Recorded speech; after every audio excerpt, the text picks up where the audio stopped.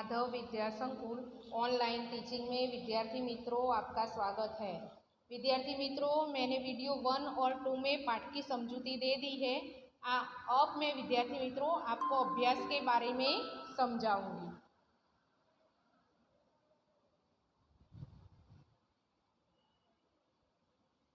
अभ्यास का पहला प्रश्न 1, निम्नलिखित प्रश्नों की मौखिक चर्चा कीजिए।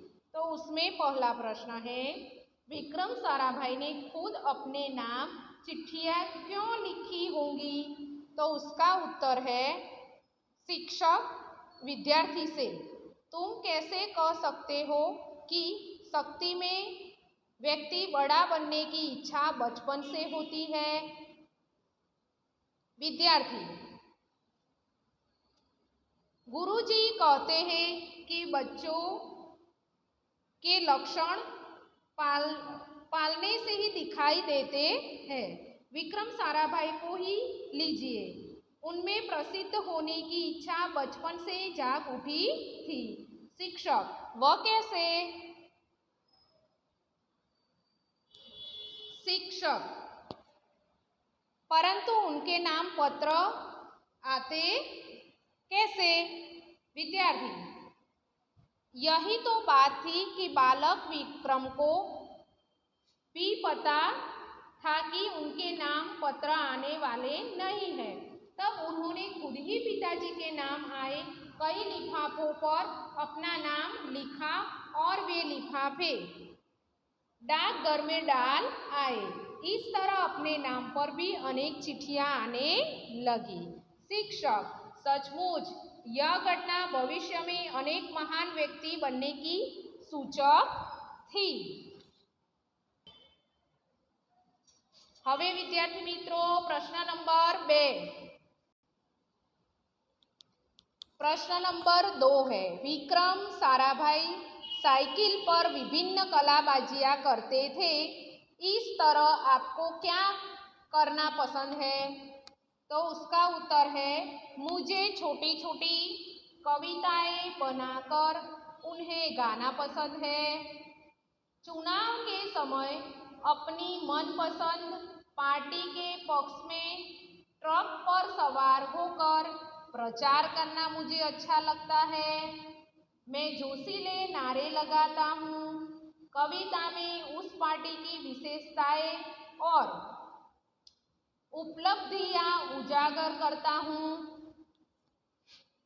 मेरे इस शौक के पीछे मेरा क्या भविष्य छिपा है, यह मैं नहीं जानता। अब विद्यार्थी मित्रों प्रश्न नंबर 2 है। प्रश्न 2 में है, इस पाठ को ध्यानपूर्वक पढ़ते हुए विक्रम साराभाई के बचपन की घटनाएं अपने शब्दों में लिखें। तो उसका उत्तर है, विक्रम साराभाई की उम्र उस समय 5-6 वर्ष की होगी।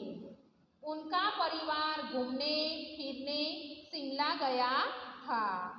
विक्रम के पिता अंबालाल एक बड़े उद्योगपति थे, इसलिए उनके नाम प्रतिदिन ढेरों पत्र आते थे। बालक विक्रम के मन में इच्छा हुई कि इसके नाम भी रोज बहुत सारे पत्र आए। उसने बहुत लिफाफों पर अपना नाम तथा पता लिखा और उन्हें पोस्ट ऑफिस में डाल आया। अब विक्रम के नाम भी खूब चिट्ठियां आने लगी। इस घटना से इस महान व्यक्ति के बुलंद इरादों की झलक बचपन से ही मिल जाती है। अब प्रश्न नंबर 3।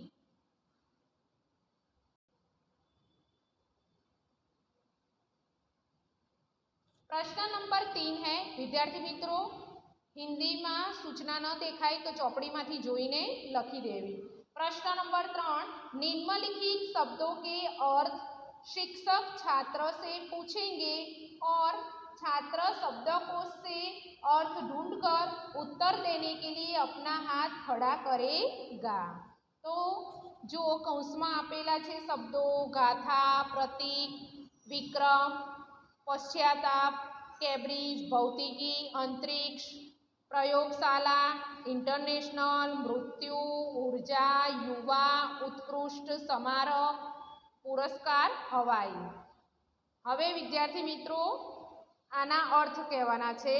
तो एमा गाथा का अर्थ होता है कथा, प्रतीक का अर्थ होता है चिन्ह, विक्रम का अर्थ होता है वीरता, तत्पश्चात का अर्थ होता है उसके बाद, कैम्ब्रिज का अर्थ होता है इंग्लैंड का एक विश्वविद्यालय,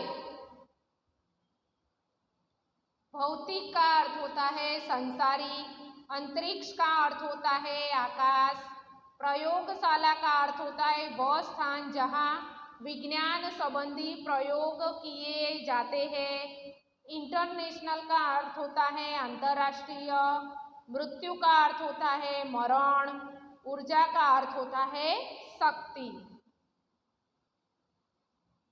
युवा का अर्थ होता है युवक, उत्कृष्ट का अर्थ होता है श्रेष्ठ, स्मारक का अर्थ होता है स्मृति चिन्ह, पुरस्कार का अर्थ होता है इनाम, हवाई, हवाई यानी कि काल्पनिक, हवा से संबंधित। अब विद्यार्थी मित्रों चौथा प्रश्न है, प्रश्न 4 है शब्दार्थ में निर्देशित शब्दों का वाक्यों में प्रयोग कीजिए। यहाँ इरादा, लिफाफा, ढेरों, लेस, अनुसंधान, उपाधि जैसे शब्द दिए गए हैं उसका वाक्य में प्रयोग करना है। तो उसमें पहला है इरादा, तो वाक्य है हमारा इरादा हमेशा बुलंद होना चाहिए। दूसरा है लिफाफा, लिफाफा के ऊपर पिताजी का नाम है। तीसरा है ढेरों, तो दीपावली पर ढेरों मिठाइयाँ बिकती है।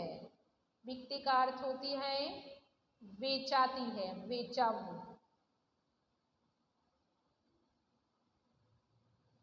लेस पर से वाक्य है हमारी पाठशाला में वैज्ञानिक उपकरणों से लेस एक प्रयोगशाला है। अनुसंधान, वैज्ञानिक अनुसंधान में लगे रहते हैं। उपाधि, मैं भारत रत्न की उपाधि पाना चाहता हूँ। अब विद्यार्थी मित्रों लास्ट प्रश्न है प्रश्न नंबर 5। विद्यार्थी मित्रों प्रश्न 5 की सूचना आपको हिंदी की चौपड़ी में से लिख देनी है और इसमें है प्रश्न 5 दूरदर्शन टीवी देखना लाभदायी है या हानिकारक, क्यों, कारण सहित तर्क कीजिए। तो विद्यार्थी मित्रों उसका उत्तर है आज घर घर में दूरदर्शन आ गया है। अपनी लोकप्रियता के कारण वह हर परिवार के लिए अनिवार्य बन गया है। प्रत्येक वस्तु से कुछ लाभ के साथ कुछ हानि भी होती है, परंतु दूरदर्शन तो लाभों का खजाना है। यह हमें देश विदेश में होने वाली घटनाओं की जानकारी देता है।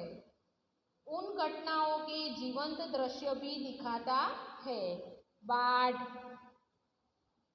अकाल, भूकंप आदि होने वाले नुकसान दूरदर्शन पर देखकर हमारी मानवता जाग उठी है।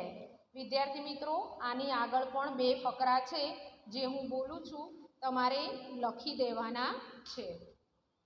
दूरदर्शन तरह तरह से हमारा मनोरंजन करता है। फिल्में, धारावाहिक, नाटक आदि के द्वारा यह हमें आनंद देता है। देशभक्ति, समाज सुधार आदि के कार्यक्रम दिखाकर दूरदर्शन समाज में जागृति पैदा करता है। दूरदर्शन पर क्रिकेट, फुटबॉल और टेनिस के मैच देखकर हमारी खुशी का पार नहीं रहता। टीवी के कौन बनेगा करोड़पति, तारक मेहता का उल्टा चश्मा, छोटा भीम जैसे कार्यक्रमों ने सबका दिल जीत लिया है। હવે લાસ્ટ ફકરો છે અને અહીંથી ફકરો પાડવાનો છે વિદ્યાર્થી મિત્રો। परंतु टीवी देखने से बच्चों की पढ़ाई में बाधा पड़ती है। खेल कूद छोड़कर टीवी के चिपके रहने से हमारा स्वास्थ्य पर बुरा असर पड़ता है। जो चश्मा पहले बुढ़ापे में आता था, अब ज़्यादातर टीवी देखने से बचपन में ही आ जाता है। टीवी के कारण हमारा आपसी मेलजोल कम हो गया है और हमारे हरे भरे रिश्ते सूखने लगे हैं। क्रिकेट मैच जैसे कार्यक्रमों से हमारा समय बर्बाद हो जाता है और हमारी पढ़ाई पर उसका असर होता है। वास्तव में हमें टीवी का उपयोग हमेशा सीमित ही करना चाहिए। विद्यार्थी मित्रों, मैं तमने विडियो आ अभ्यासनो छे ए देखाय ए रीते मोकल्यो छे, तो तमारे अंदरथी जोईने प्रश्नोना जवाब लखी देवाना छे। त्यां सुधी प्रणाम विद्यार्थी मित्रों।